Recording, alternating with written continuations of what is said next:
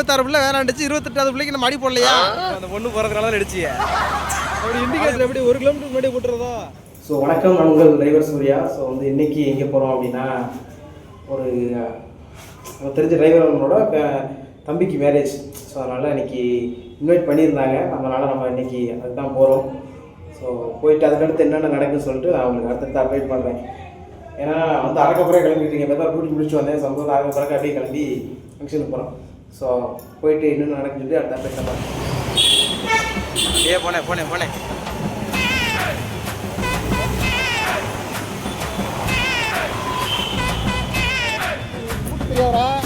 அண்ணே மேப் போட்டுக்கிறோம்ண்ணே. நம்ம மூவிங்கில் தானே இருக்க போகிறோம்.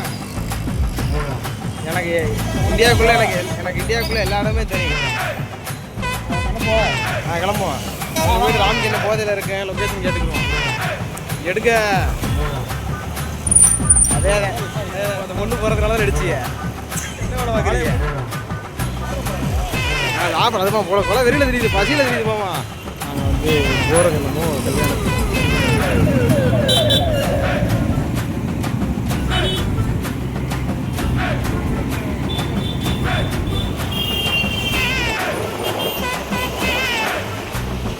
ஸோ இப்போ வந்து நம்ம போகிறது வந்து அன்னை கல்யாணம் தான். ஆனால் யாருன்னு எங்களுக்கு சத்தியமாக தெரியாது. வீடு தெரியாது, ரோடு தெரியாது, சும்மா எந்த லொக்கேஷனும் தெரியாது. முன்னாடி ஒரு பீஸ் ஃபாலோ பண்ணி போகிறதுன்னு போச்சு. அந்த பீஸ் எங்கிட்டு போச்சுன்னே தெரியல. அதுக்கு எல்லா ஷார்ட்கட்டும் தெரியுது. இங்கே அப்புறம் போய் கிரீஸ் எல்லாம் வாங்கிட்டு வாடா அப்படின்ட்டாரு. பைக் ஓட்ட தெரியாதுண்ணே அப்படின்னே. மேலே இங்கேயும் பார்த்துட்டு போயிட்டாரு. இல்லை விழுறது எங்கள் பைக்கா வண்டியாக ஓட்டுறாங்க தொடுத்துருண்டு. டெம்போவை ஏறி அணைச்சிட்டு போயிடறான்ல. இந்த பைக்கு கைக்கு வர மாட்டேங்கண்ணே. அதுக்கு லேடிஸ் முன்னாடி ஏறி இருக்குன்னு போலண்ணே. அதை பார்த்தேன் நக்கல்யா அவனுக்கு.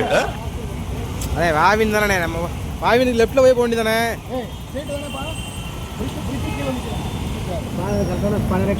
எந்த சீட்ட மாட்டா ஓடி வேலைக்காயே இதில் அடுத்து அடுத்த லெஃப்ட் திரும்ப கம்யூனிட்டியில் விட்டு கிடக்கிறதா?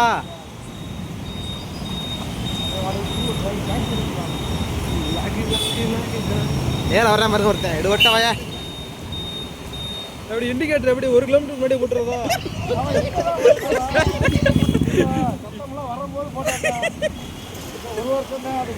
இல்லை அவ திறமைக்கு 1 கிலோமீட்டருக்கு முன்னாடி இண்டிகேட்டர் போட்டியில அப்படிங்கிற ஒரு கிராமத்தையே அழிச்சிட்டோம்ல நம்ம எல்லாரும் சேர்ந்து. சரியா இருக்குண்ணே. ஜோடியா திடுறா இல்லைண்ணே. நான் இதுக்கு தான் எங்கேயும் வர்றதில்லை. நடத்துறதுக்கு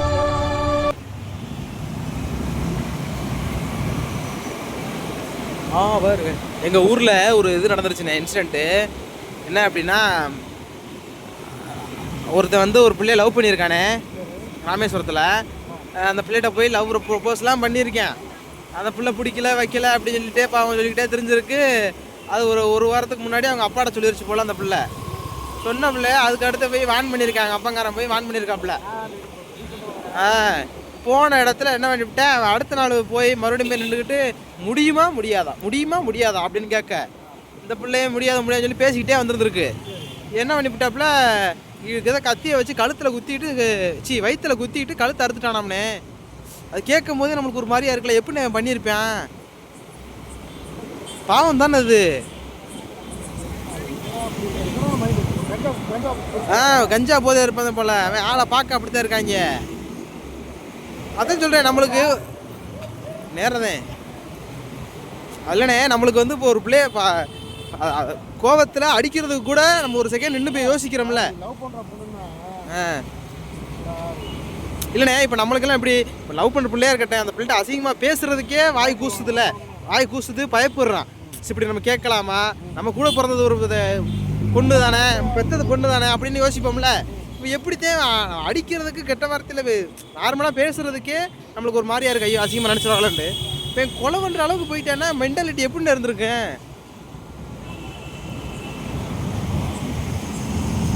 நான் தூங்கி கிடக்கிறேன். காலைல என் ஃப்ரெண்டு ஒருத்தன் ஃபோன் பண்ணிவிட்டு டே நியூஸ் வந்துருக்குடா பாட்டியா அப்படின்னு.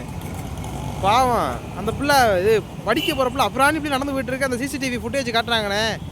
பாவமாக இருந்துச்சு எனக்கே. ஆனால் இப்படியுமாடா இருப்பாங்க அப்படின்னு.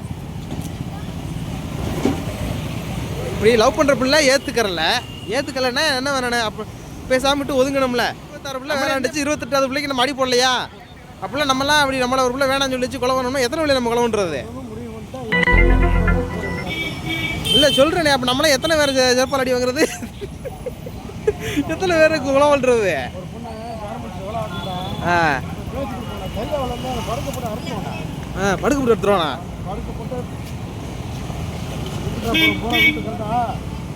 நேரம் தான்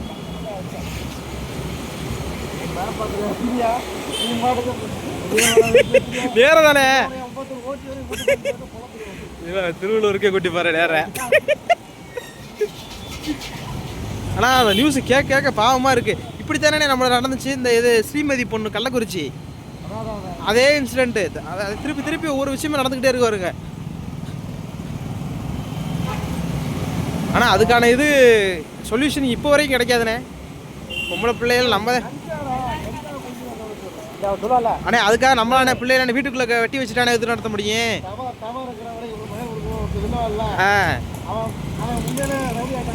ஆமாண்ணே பேங்க்கில் ராபரி பண்ணிட்டு பிடிச்சி விட்டாங்கண்ணே.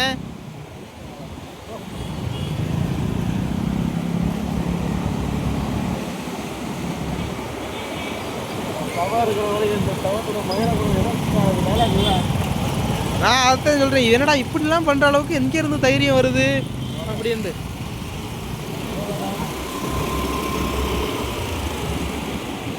அந்த விஷயம் நடந்ததுக்கான அடையாளமே தெரியாமல் மூடி மறைச்சிட்டாங்கண்ணே. இப்போ வரைக்கும் எனக்கு அந்த உள்ளூர் எனக்கு தெரியல, இன்னொருத்தர் ஷேர் பண்ணி தெரியுது.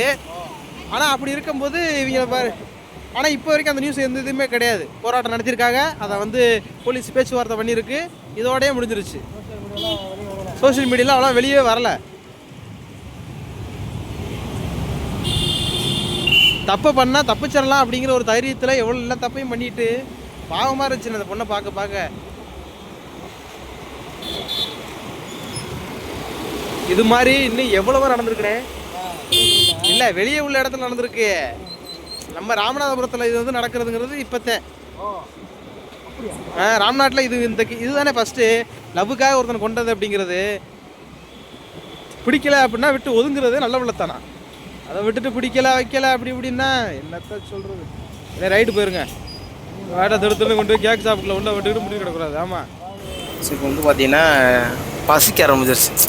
ஏன்னா கல்யாணத்தானே போகிறோம், எங்கேயும் சாப்பிட வேண்டியதானே அப்படின்லாம் யோசிச்சு பார்த்தோம். போன உடனே சாப்பாட்டெல்லாம் உட்கார சும்மா வாச்சும் எங்கிட்ட பார்க்கணும். ஏன்னா கொஞ்சம் நேரம் ஃப்ரெண்ட்ஸோட தெரிஞ்சவங்களோட சுத்தமா, அதனால் போகும்போது லைட்டாக பாதி வயிறுக்கு சாப்பிட்டு போகணும்னு சொல்லிட்டு ஆளுக்கு ஒரு டீ 2 பிரெட் வெஜ்ஜி மட்டும் சாப்பிட்டுட்டு அப்படியே கிளம்பணும் அப்படின்னு சொல்லி தான் பார்த்தோம். உண்மையிலே பார்த்தீங்கன்னா நல்லா இருந்துச்சு. நாங்கள் இது வரைக்கும் ட்ரை பண்ண டீ சாப்பிட இது நல்லா இருந்துச்சு. உண்மையிலேயே அந்த பிரெட்டு தான் அந்த மழை டைமில் நல்லா சூடாக கிடச்சிச்சு. நானும் எங்கள் அண்ணன் 2 பேருமே சேர்ந்து எங்கே போனாலும் 2 பேரும் ஒன்றா தான் போவோம். சார் நீங்கள் என்ன விளையாட்டு பாருங்க, வண்டி எடுத்து வண்டி போட்டு வாங்கப்பா போவா ஈக்ரெட் வாலி. ஆனால் பார்த்தீங்க அப்படின்னா நாங்கள் போனது ரொம்ப லேட்டு. அப்படி இருந்து இந்த டீ காஃபிலாம் சாப்பிட்டு ஒரு வழியாக ஃபங்க்ஷன் அட்டன் பண்ணிட்டோம். வந்ததோட அடுத்த வேலையை ஆரம்பிக்கலாம் அப்படின்னு சொல்லிட்டு ஆரம்பிக்கலாங்களா?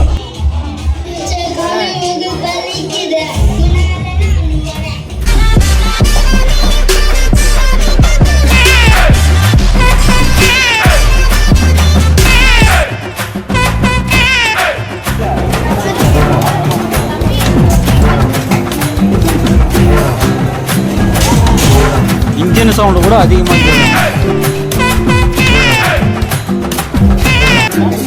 பாருங்க. இவர் தான் கம்பெனியோட ஸ்டாண்டர்டு டிரைவர். இவர் கம்பெனி ஸ்டாண்டர்டு மேனேஜர். இவர் டூட்டி ஏற்றுறது.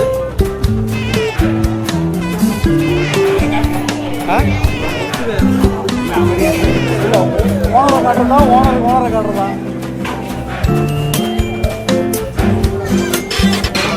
அந்த